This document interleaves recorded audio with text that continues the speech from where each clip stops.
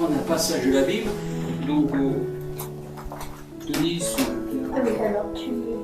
Donc Luc chapitre 16, à partir du verset 14 à 31. Les pharisiens qui étaient avares écoutaient aussi tout cela et ils se moquaient de lui. Jésus leur dit, vous cherchez à paraître juste devant les hommes, mais Dieu connaît vos cœurs, car ce qui est élevé parmi les hommes est une abomination devant Dieu. La loi et les prophètes ont subsisté jusqu'à Jean. Depuis lors, le royaume de Dieu est annoncé, et chacun use de violence pour y entrer. Il est plus facile que le ciel et la terre passent, qu'il ne l'est qu'un seul trait de lettre de la loi vienne à tomber. Quiconque répudie sa femme et en épouse une autre commet un adultère, et quiconque épouse une femme répudiée par son mari commet un adultère. Il y avait un homme riche qui était vêtu de pourpre et de fin lin, et qui chaque jour menait joyeuse et brillante vie. Un pauvre, nommé Lazare, était couché à sa porte, couvert d'ulcères et désireux de se rassasier des miettes qui tombaient de la table du riche. Même les chiens venaient encore lécher ses ulcères. Le pauvre mourut, il fut porté par les anges dans le sein d'Abraham. Le riche mourut aussi, et il fut enseveli. Dans le séjour des morts, il leva les yeux, et tandis qu'il était en proie au tourment, il vit de loin Abraham et Lazare dans son sein. Il s'écria, « Père Abraham, aie pitié de moi, envoie-moi Lazare pour qu'il trempe le bout de son doigt dans l'eau et me rafraîchisse la langue, car je souffre cruellement dans cette flamme. » Abraham répondit, « Mon enfant, souviens-toi que tu as reçu tes biens pendant ta vie et que Lazare a eu des maux pendant la sienne. Maintenant, il est ici consolé et toi tu souffres. D'ailleurs, il y a entre vous, nous et vous, un grand abîme, afin que ceux qui voudraient passer d'ici vers vous ou de là vers nous ne puissent le faire. » Le riche dit, « Je te prie donc, Père Abraham, d'envoyer Lazare dans la maison de mon père, car j'ai 5 frères. C'est pour qu'il leur atteste ces choses, afin qu'ils ne viennent pas aussi dans ce lieu de tourment. » Abraham répondit, « Ils ont Moïse et les prophètes, qu'ils les écoutent. » Et il dit, « Non, Père Abraham, mais si quelqu'un des morts va vers eux, ils se repentiront. » Et Abraham lui dit, « S'ils n'écoutent pas Moïse et les prophètes, ils ne se laisseront pas persuader, même si quelqu'un des morts ressuscité. » Parole de l'Évangile. Nous sommes tous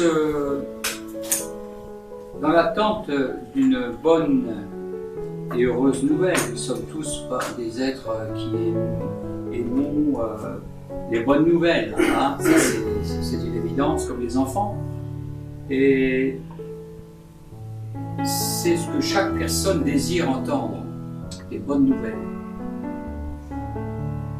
Alors par exemple, on peut prendre comme exemple, voilà, j'ai une femme qui attend un enfant, la maman dira, voilà, je vais avoir un enfant, je suis heureuse d'avoir cet enfant qui vient bientôt et je suis vraiment, c'est une bonne nouvelle.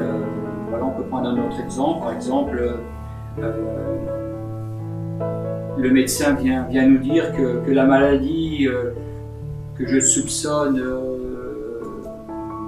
dangereuse et devient une maladie plutôt bénigne, et le médecin dit non, c'est pas bien grave.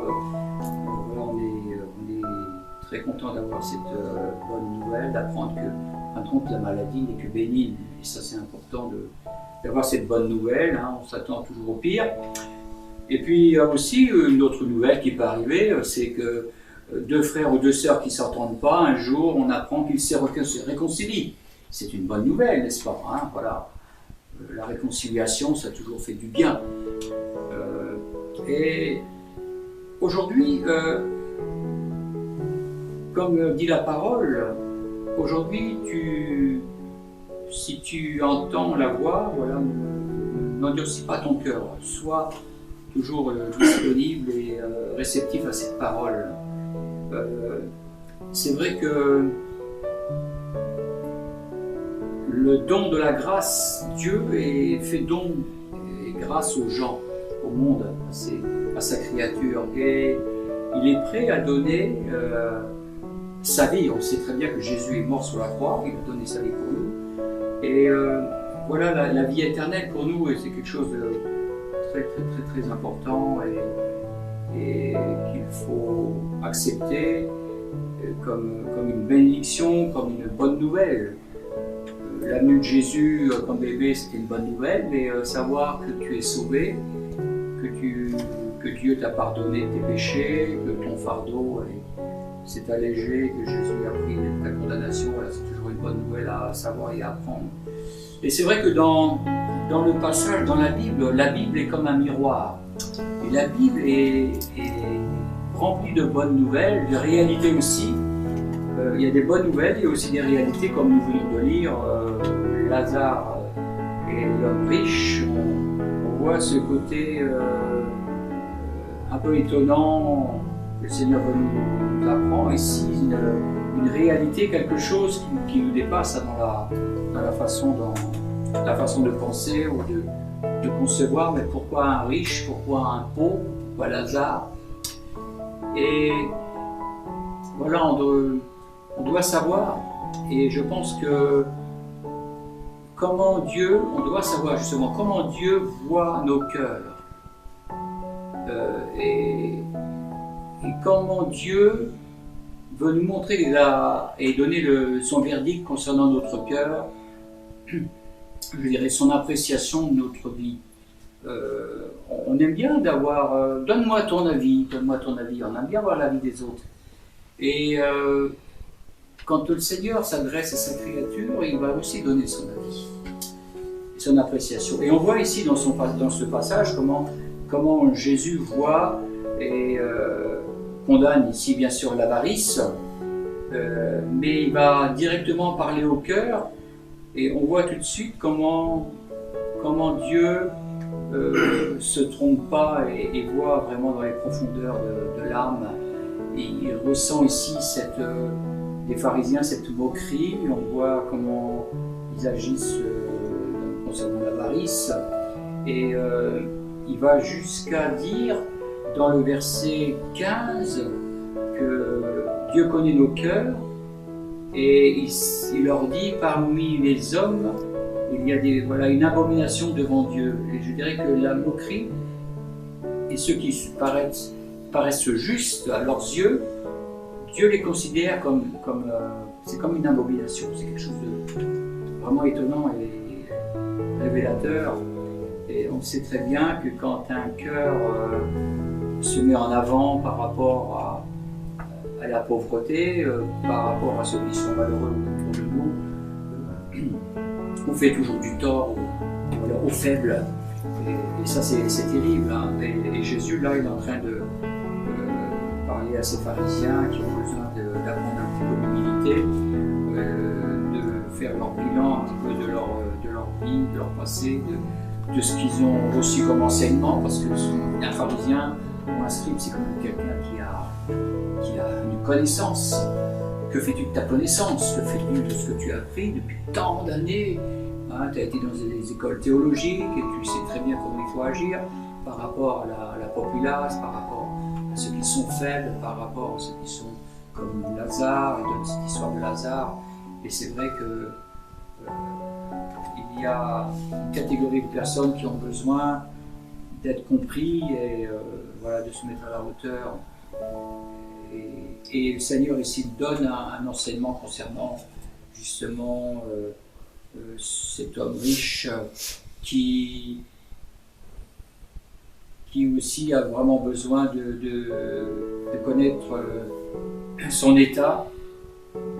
Et il y a quelque chose vraiment d'incroyable dans cette histoire de l'homme riche et de Lazare. Cet homme riche est chargé d'administrer, et c'est un homme qui est dans sa vie capable de gérer les biens des autres. Hein. il est riche, donc il a un certain pouvoir.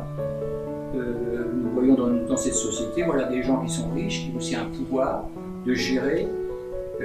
Ils savent très bien, ils connaissent très bien les lois et les mettent en application. Et malheureusement, entre voilà, la réalité et les paroles dites, il y a souvent un abîme, quelque chose qui est vraiment regrettable. Et l'homme riche ici, qui devrait administrer, qui devrait gérer les biens des autres, des riches et des pauvres, voilà, il connaît le luxe, mais il connaît aussi dans son fond intérieur l'égoïsme, voilà, il a du mal à partager. Et son prochain, en fin de compte, son prochain c'est qui? C'est lui-même, donc il pense plutôt à lui, et puis les autres après. Ça peut paraître étrange, mais malheureusement, voilà, le Seigneur donne une leçon à une catégorie de personnes, à des cœurs qui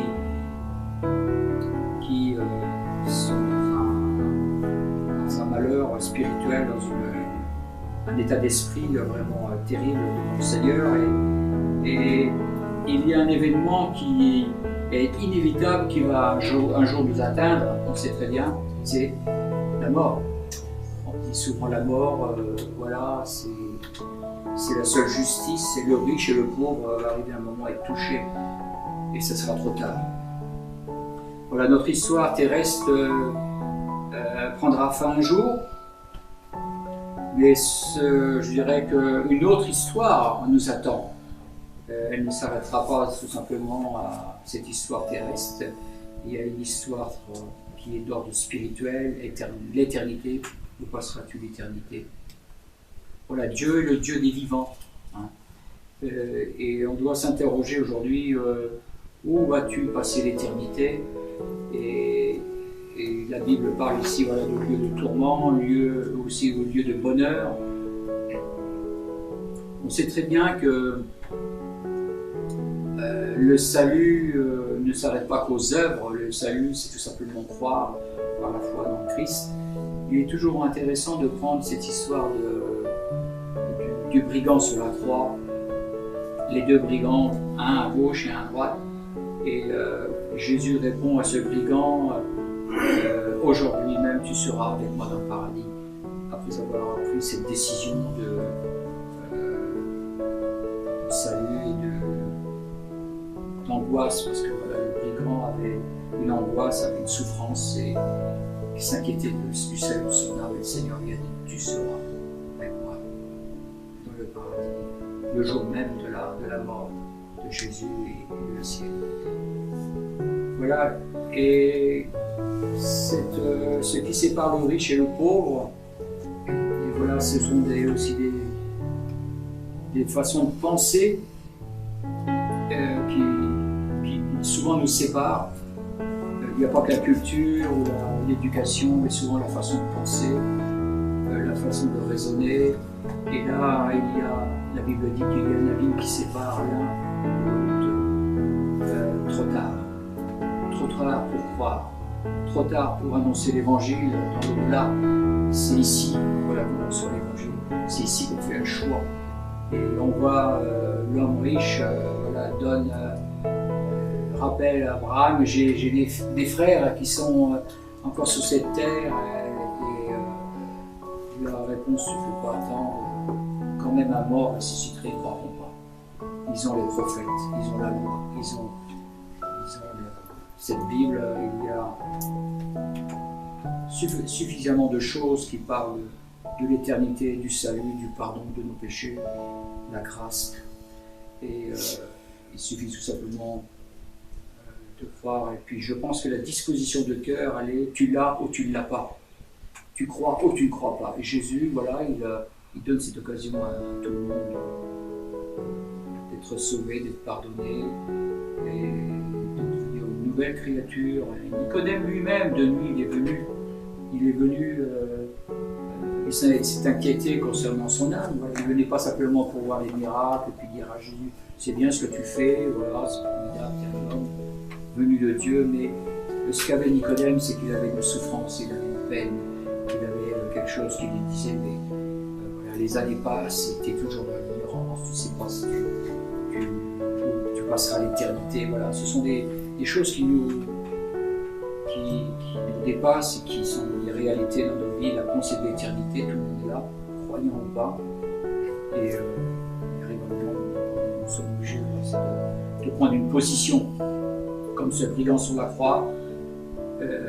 Et voilà, il y a une parole qui dit dans l'Hébreu chapitre 3 verset 15, « Aujourd'hui, si vous entendez ma voix, sa voix, n'endurcissez pas votre cœur. » Aujourd'hui, si vous entendez sa voix, n'endurcissez pas votre cœur.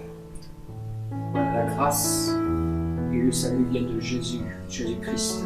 Dans 2 Corinthiens 6 verset 1 à 2, la Bible parle de cette grâce et du salut. Et c'est le Seigneur qui propose. Et nous devons accepter cette grâce et ce salut. Tout simplement, croire cette parole. Et il est prêt, le Seigneur, à nous guérir, il est prêt à nous restaurer, il est prêt à nous délivrer. J'ai vu beaucoup de chrétiens, beaucoup de personnes ont été délivrées, ont été guéries de tellement de façons. Nous croyons en sa puissance, Dieu guérit, Dieu sauve encore aujourd'hui.